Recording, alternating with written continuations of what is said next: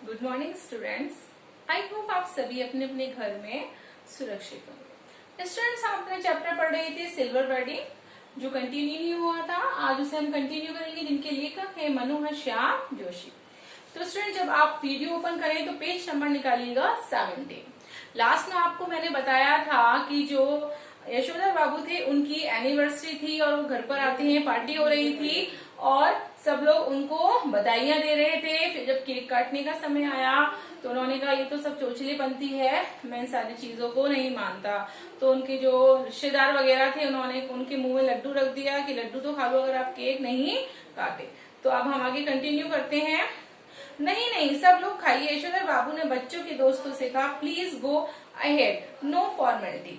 मतलब उन्होंने कहा कि आप लोग मेरा इंतजार ना करें। यशोधर बाबू ने कहा मेहमानों से और बच्चों की जो उनके फ्रेंड्स वगैरह मित्र आए थे उनसे कहा कि आप लोग खाना शुरू कीजिए, ऐसी कोई फॉर्मेलिटी मत कीजिए। यशोधर बाबू ने आज पूजा में कुछ ज्यादा ही देर लगाई, इतनी देर की ज्यादातर मेहमान उठकर चले गए। जब वो शाम की संध्या पूजा करते हैं और पूजा में उन्होंने काफी समय ले लिया और काफी जो गेस्ट थे, मेहमान थे, वो जा चुके थे।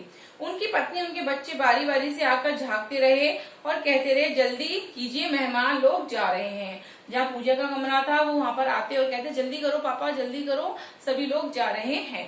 शाम की 15 मिनट की पूजा को लगभग 25 मिनट तक खींच लेने के बाद भी जब बैठक से मेहमानों की आवाजें आती सुनाई दी, तब यशोधर बाबू पद्मासन साध कर ध्यान लगाने बैठ गए। वह चाहते थे कि उन्हें प्रकाश का एक नीला बिंदु दिखाई दे, मगर उन्हें किशनदा दिखाई दे रहे थे।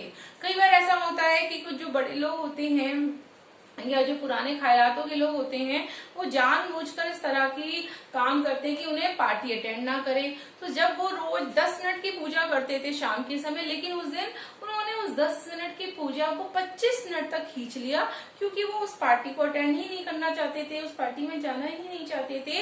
इसलिए उन्होंने जानबूझकर पूजा को आगे बढ़ा लिया। और साथ ही साथ उन्हें जब आवाज आ रही थी कि अरे मेहमान तो अभी तक गए नहीं है, बैठे हुए हैं, तो उन्होंने और जानबूझ के क्या करा, पद्मासन कर लिया, ध्यान लगाने बैठ गए ईश्वर का। लेकिन उनको कौन दिखाई देने लग गए? उनको उनका जो मित्र थे किशनदा, वो दिखाई देने लग गए। यशोधर बाबू किशनदा से पूछ रहे थे कि जो हुआ होगा से आप कैसे मर गए। किशनदा कह रहे थे कि भाऊ सभी जन इसी जो हुआ होगा से मरते हैं। गृहस्थ हो, ब्रह्मचारी हो, अमीर हो, गरीब हो, मरते हैं जो हुआ होगा से ही। हाँ, शुरू में और आखिरी में सब अकेले ही होते हैं, अपना कोई नहीं ठहरा दुनिया में, बस अपना नियम बना हुआ है।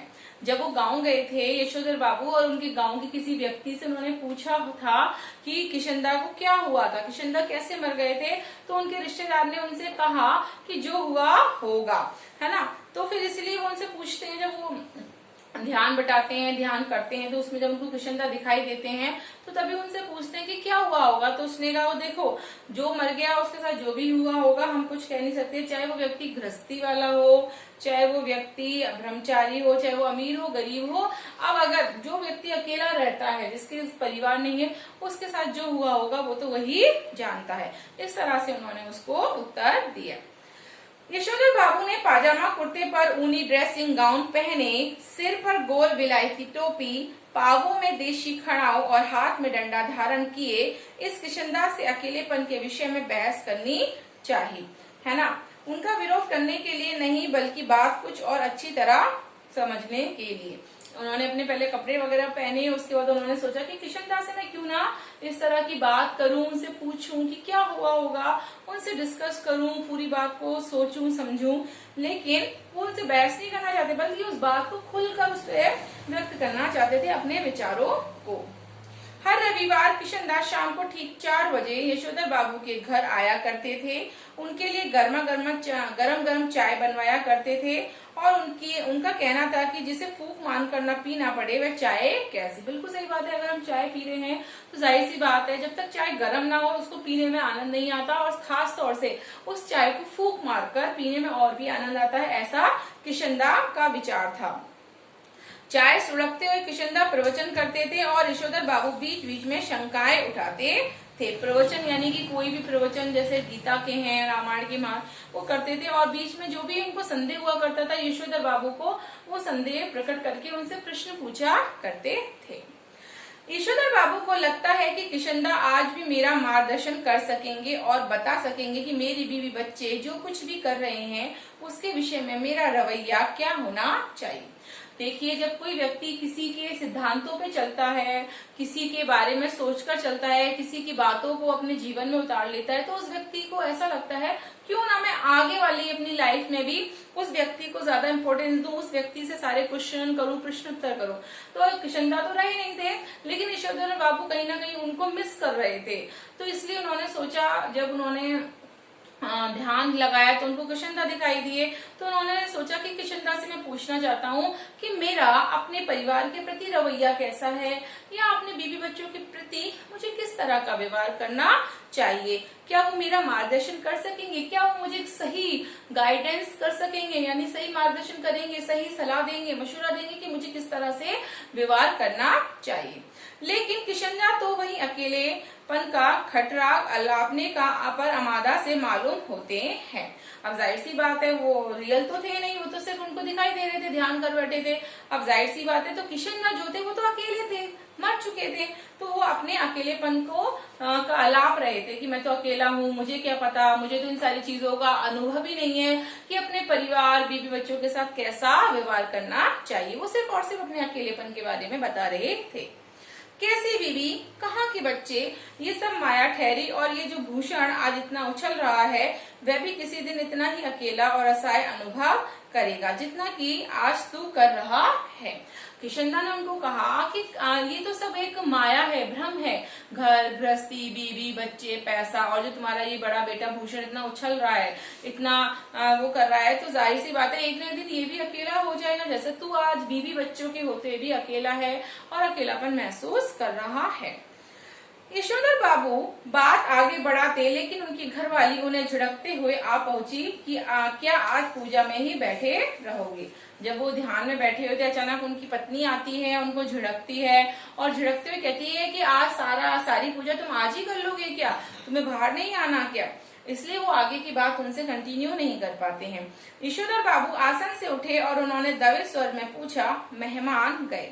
धीरे से उन्होंने पूछा, आसन से उठ गए, पूजा समाप्त कर दी और धीरे से उन्होंने पूछा कि क्या मेहमान चले गए।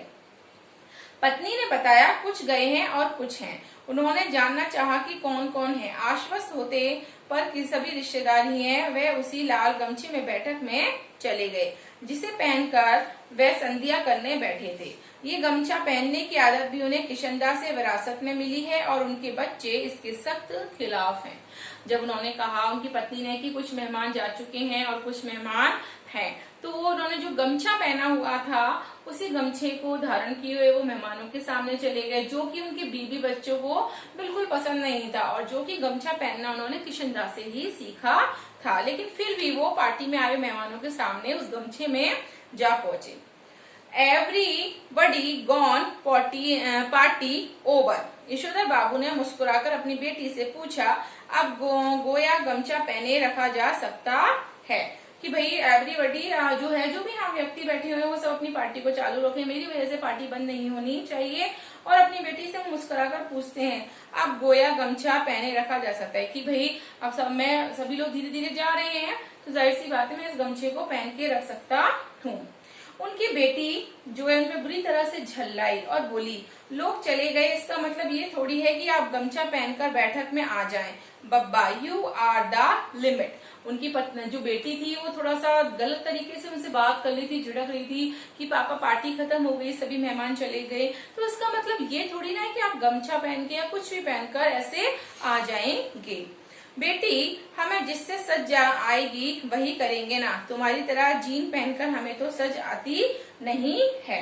अब उनके पिता ने उनको जवाब दिया कि भाई मुझे जिसमें कंफर्ट होता है, मैं जिन कपड़ों में आरामदायक रह सकता हूँ या मुझे जिसमें फायदा उसी कपड़ों को पहनूंगा। भाई अब तुम्हारी तरह मैं जीन्स वगैरह तो नहीं पहन सकता या जीन्स टॉप पहनकर मैं सज तो नहीं सकता। उन्होंने अपनी बेटी को इस तरह से जवाब दिया। ईश्वरधर बाबू की दृष्टि मेज पर रखे कुछ पैकेटों पर पड़ी। जो पैकेट्स थे अरे ये कौन भूले जा रहा है। भूषण बोला आपके लिए प्रेजेंट है, खोलिए। जाहिर सी बात है, शादी की 25वीं सालगिरह थी तो लोग उनके लिए तोहफे लाए थे, उपहार लाए थे। तो उन्हें लगा कि पता नहीं ये किसके उपहार है, कौन ये उपहार लेकर आया है। तो उन्होंने कहा ये तो कोई भूल गया था। उनके बेटे ने कहा कि ये कोई भूल नहीं गया है पापा, ये बल्कि आपके लिए उपहार है, आपकी शादी की सालगिरह के लिए। क्यों ना आप इन उपहारों को खोलिए। ओह, इस उम्र में क्या हो रहा है, प्रेजेंट वर्जन, तुम खोलो, तुम इस्तेमाल करो, कहकर शर्मीली हंसी हंसे। जिस तरह से बड़े लोग होते हैं, बुजुर्ग टाइप के होते हैं, वो लोग कहते हैं अरे इस उम्र में कभी तो हमने पूरी जिंदगी निकल गई, पूरी जिंदगी में तो हमने ये गिफ्ट शिफ्ट देखे नहीं, कुछ करा नहीं, और आज ये गिफ्ट शिफ्ट मुझे मिल रहा है मेरी शादी की 25वीं सालगिरह पे, तो ये तुम ही खोलो, तुम ही देखो। भूषण सबसे बड़ा पैकेट उठाकर उसे खोलते हुए बोला, इसे तो ले लीजिए, ये मैं आपके लिए लाया हूँ, ऊनी ड्रेसिंग गाउन है।